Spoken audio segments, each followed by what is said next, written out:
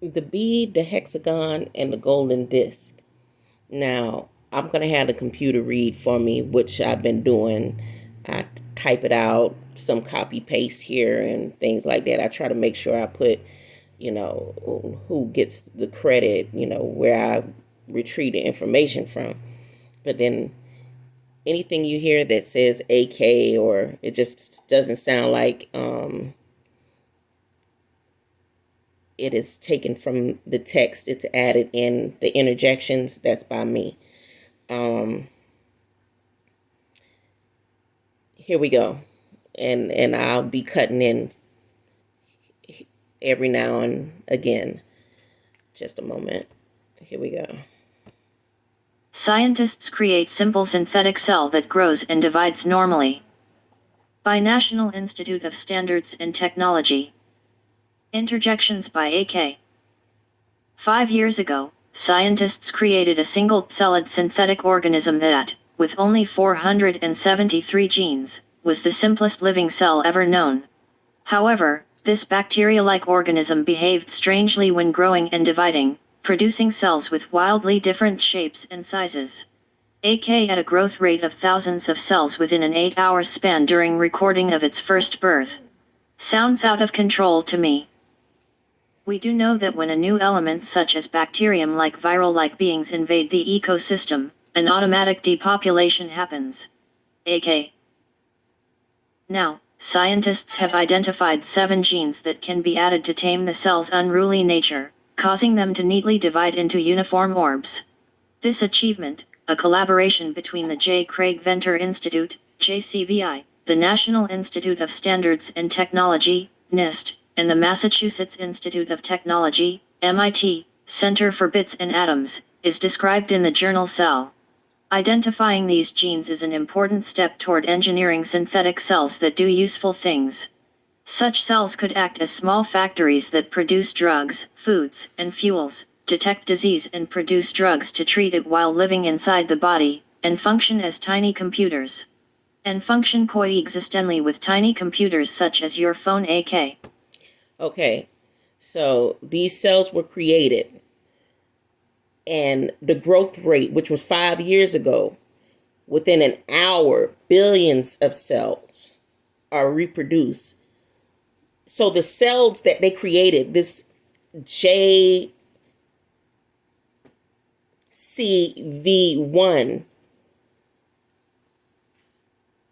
synthetic, not knowing whether it's bacteria or virus, was out of control. How were they able to contain it? They weren't able to contain it. The person that they're using to blame is just a scapegoat. This was created right here in your so-called homeland. And we're gonna go from here. That's why they were able to get what they call the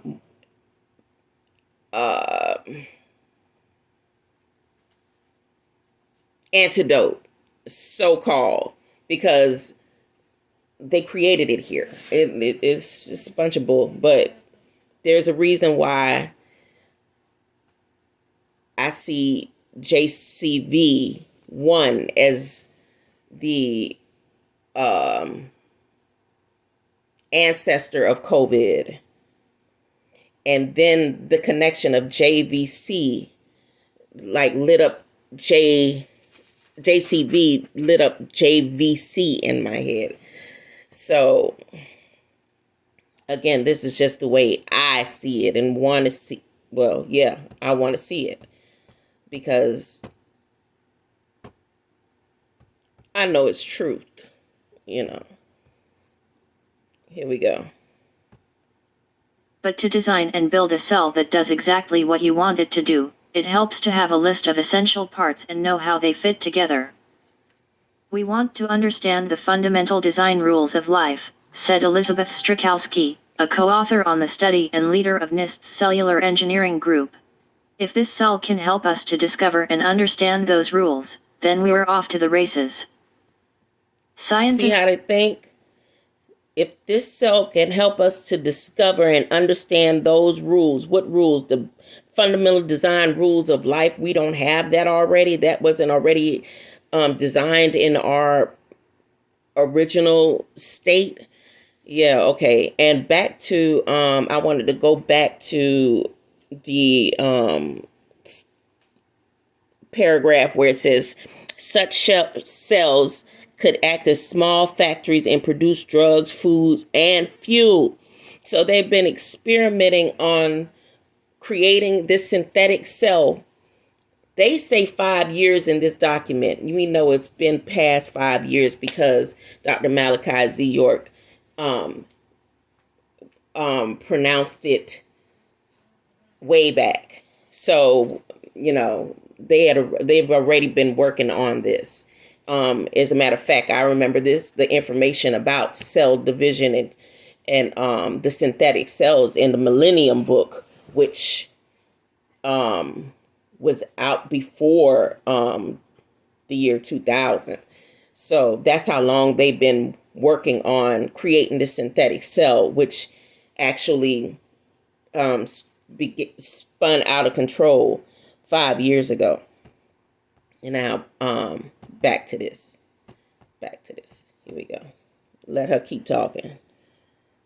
And I'm going to get me an Alexa. I should go ahead and intertwine with Metaverse, huh? Scientists at JCVI constructed the first cell with a synthetic genome in 2010. They didn't build that cell completely from scratch.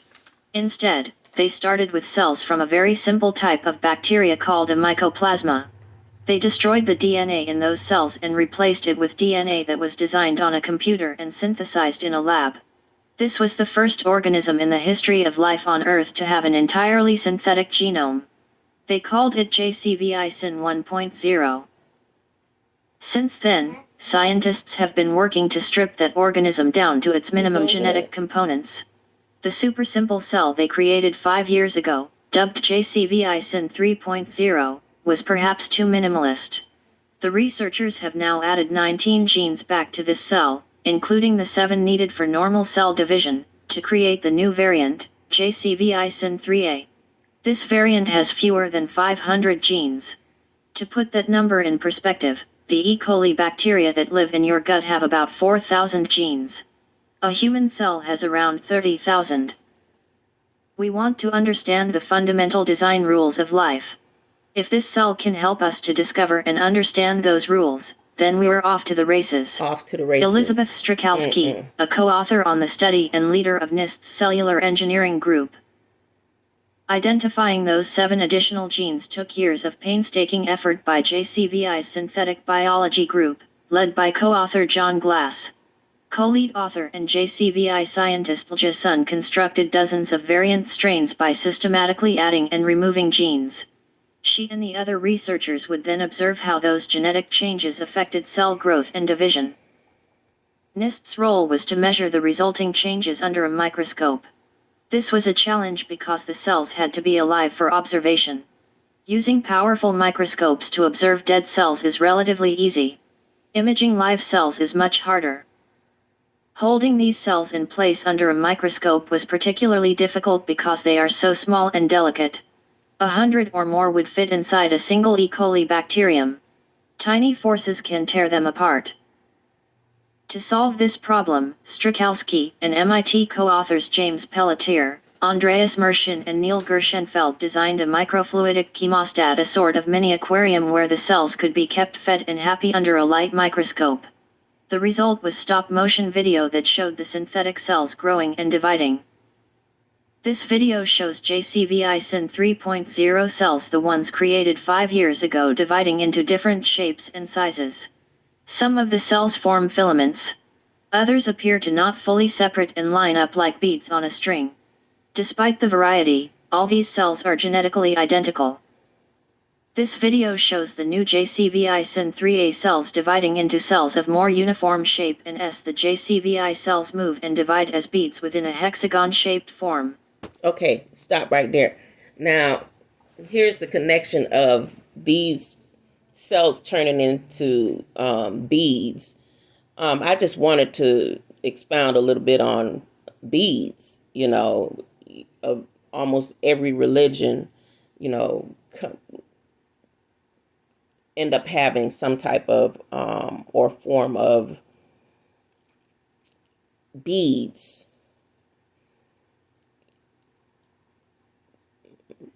So this is why I broke into the format and interjected what beads mean.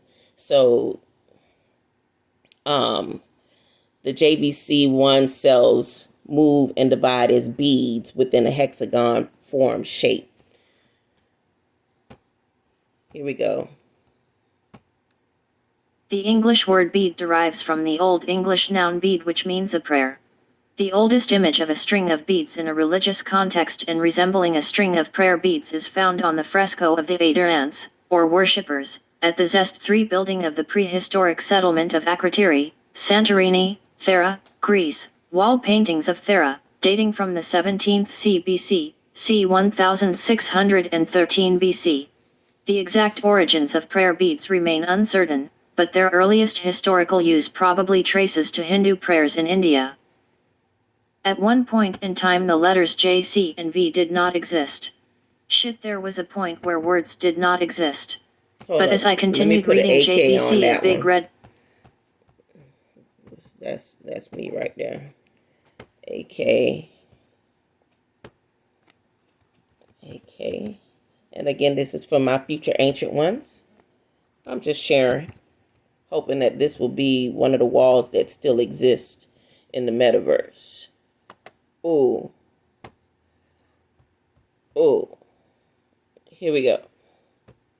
At one point, I'll read it since, At I one wrote point it. in time the letter... At one point in time, the letters J, C, and V did not exist. There was a point where words did not exist. But as I continued reading JVC, a big red logo scanned across my skull. JVC. Musicians, those of us that played with headphones and headsets in the 80s, we didn't really understand how big JVC really was.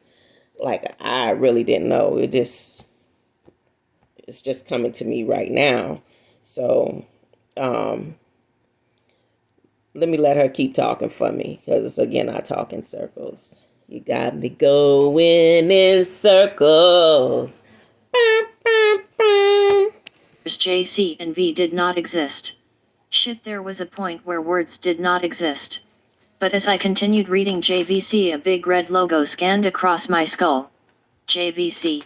So now I journey from a cell of beads to a frontier heliosphere where a golden disk contains information of the truth of what they think of you beings on this planet.